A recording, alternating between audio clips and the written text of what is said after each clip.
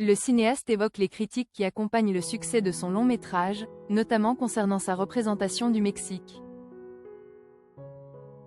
Jacques Audiard s'est dit prêt à s'excuser après de vives critiques concernant sa représentation du Mexique, de sa culture et de ses habitants dans son film Emilia Pérez, qui a triomphé au Golden Globe et fait partie des favoris des Oscars.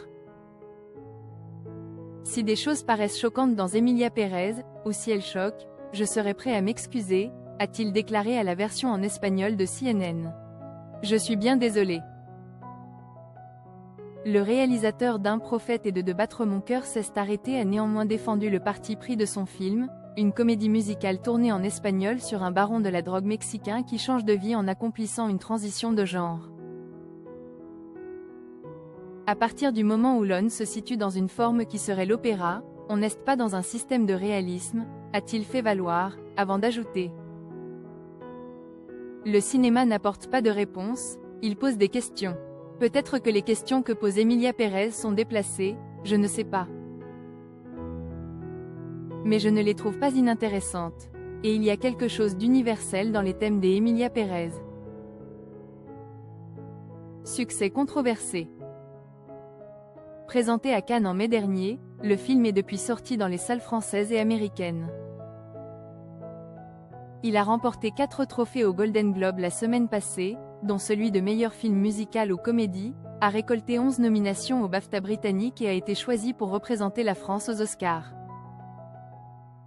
Mais ce succès s'accompagne de critiques, notamment dans le monde hispanophone et plus particulièrement au Mexique, où se déroule l'intrigue.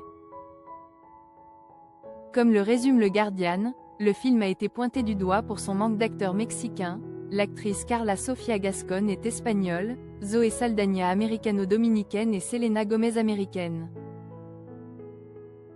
Les accents de certains membres du casting, mais aussi pour son traitement du milieu des cartels mexicains.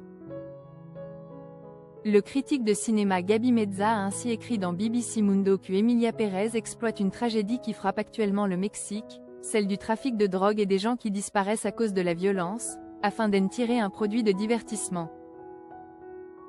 Le réalisateur mexicain Rodrigo Prieto, quant à lui, a jugé le film totalement inauthentique dans une interview pour Deadline. En outre, l'association américaine de défense de la communauté LGBT GLAAD a déploré que Emilia Pérez livre un portrait profondément rétrograde d'une femme transgenre. Sortie malheureuse. Une interview du réalisateur fin 2024, devenue virale sur les réseaux sociaux, a aggravé la polémique. Interrogé lors d'un événement sur la manière dont il avait étudié le Mexique pour faire ce film, Jacques Audiard avait répondu « Ce que j'avais à comprendre, je le savais ». Malgré tout, le cinéaste a reçu le soutien du réalisateur mexicain Guillermo del Toro qui a vu le film, et pour qui le français est l'un des meilleurs réalisateurs vivants.